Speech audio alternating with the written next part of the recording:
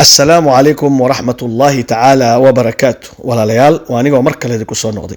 سيدي عادة إنو هينا موقال عصب إذن لوداقية موقال كان أظهروا وضا داوتين أيا لغيابا وحربا إنان أركتي ذا كديبتو وأيو ولا وحبدا أن ليابنا هاي إنان أنيغا أي تهي إنان رجبو تيلا أركتي المقرنين رقاني ما حسبية معارضة أو أمد أو إميد أو وحوقا منايا بيسوا كوا دالحيسا أو دادكن دالحيس إميد أو إيقو الصورة war haddii ay daacad idinka tahay in kulli amateernimadiina kuma cusbidin mucaaradnimada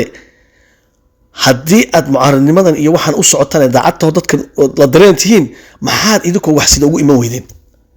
maxaad laba baabuur ama saddex baabuur oo ku maacuun sida iyo weelal iyo dusuudiyo waxa iyo mid dhar sida iyo busto iyo go'yaal iyo wixii lamida ummadda waxba loo keenaa dadka gacmo marin looguma tago haw 30 milyan leedisiya haw leedinku la sheegay mise waad qarsateen meelaad dhigateen guriyad ku ibsateen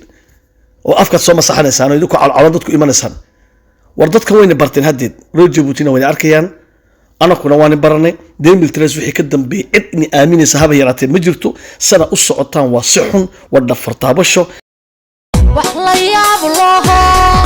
akayaabto lagu la yaabo yaabku maahe akayaabin illa isla yaabo wax la yaab loo akayaabto lagu la yaabo yaabku maahe akayaabin illa isla yaabo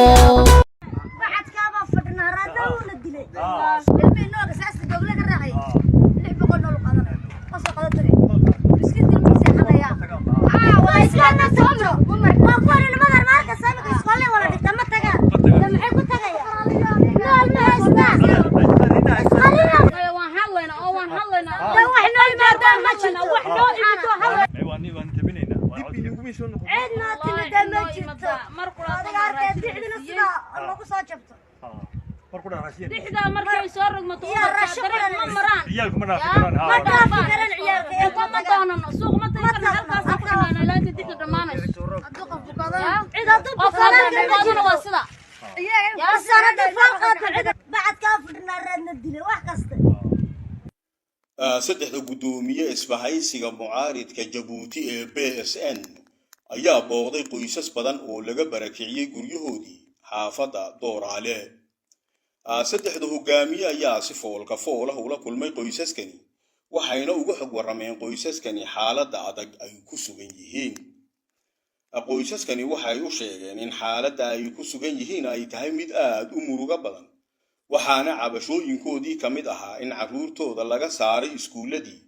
sababo la xiriira inayna haysan wax gaadiid ah oo ka qaada beeka Bantua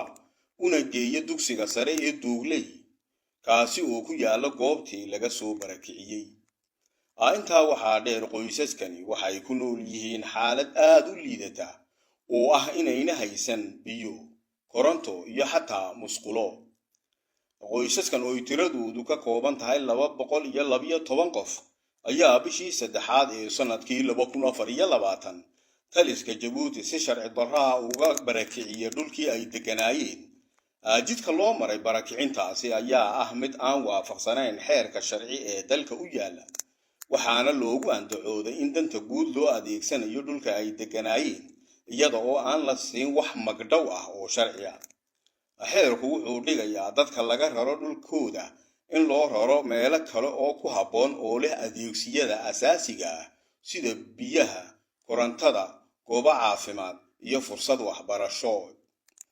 ataa bedelkeedii dadkani waxaa si arxan darro ah loogu daadiyay meel cidla ah oo ku taala beeka Bantua meeshaasi lagu daadiyay waa mid aan lahayn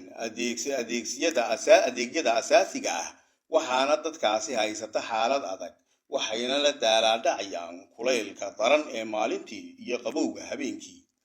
caruurtoodu waa kuwa ka baxay iskuuladii halka dadka waaweyn ay la tacaalayaan xaalado caafimaad darro ah iyo nolol adag oo aad u rafaad badan dhibaatadani waxay saameyn ku yeelatay noloshoodii oo dhan caafimaadkooda sharaftooda iyo xataa mustaqbalkooda arrintan ayaa ah dulmi cad oo aan la aqbali karin